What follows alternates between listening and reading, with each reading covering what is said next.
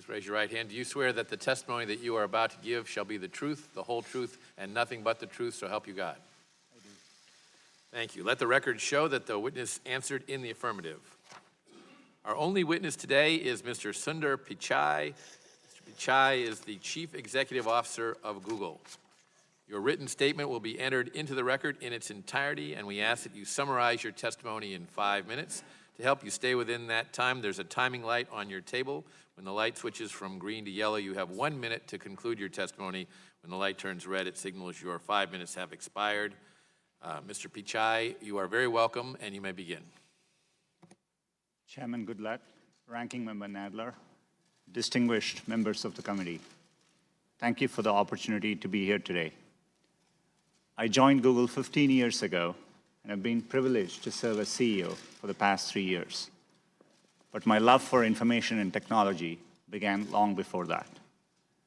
It's been 25 years since I made the US my home. Growing up in India, I have distinct memories of when my family got its first phone and its first television. Each new technology made a profound difference in our lives.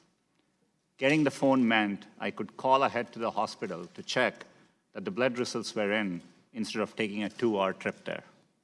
And the television, well, it only had one channel, but I couldn't have been more thrilled by its arrival. Those experiences made me a technology optimist, and I remain one today. Not only because I believe in technology, but because I believe in people and their ability to use technology to improve their lives. I'm incredibly proud of what Google does to empower people around the world, especially here in the US. I'd like to take a moment to share a bit of background on that. 20 years ago, 2 students, one from Michigan and one from Maryland, came together at Stanford with a big idea: to provide users with access to the world's information. That mission still drives everything we do, whether that's saving you a few minutes on your morning commute or helping doctors detect disease and save lives. Today, Google is more than a search engine. We are a global company that's committed to building products for everyone. That means working with many industries, from education and healthcare to manufacturing and entertainment. Even as we expand into new markets, we never forget our American roots. It's no coincidence that a company dedicated to free flow of information was founded right here in the US. As an American company, we cherish the values and freedoms that have allowed us to grow and serve so many users. And I'm proud to say we do, and we will continue to work with the government to keep our country safe and secure. Over the years, our footprint has expanded far beyond California to states such as Texas, Virginia, Oklahoma, and Alabama. Today in the US, we are growing faster outside of the Bay Area than within it. I've had the great opportunity to travel across the country and see all the places that are powering our digital economy, from Clarksville to Pittsburgh to San Diego, where we recently launched a partnership with the USO to help veterans and military families. Along the way, I've met many people who depend on Google to learn new skills, find jobs, or new businesses. Over the past year, we have supported more than 1.5 million American businesses.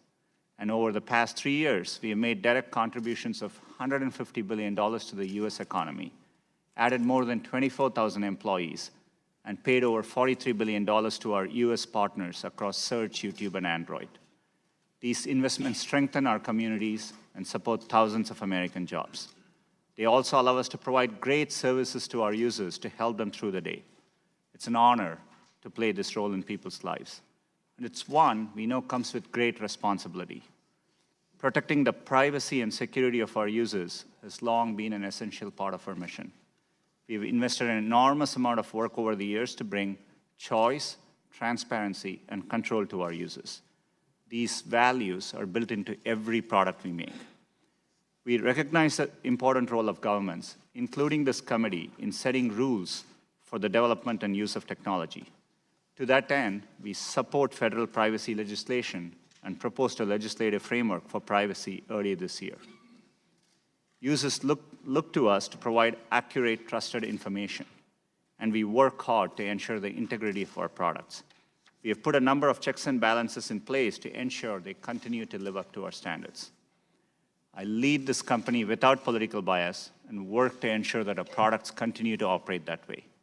To do otherwise would be against our core principles and our business interests.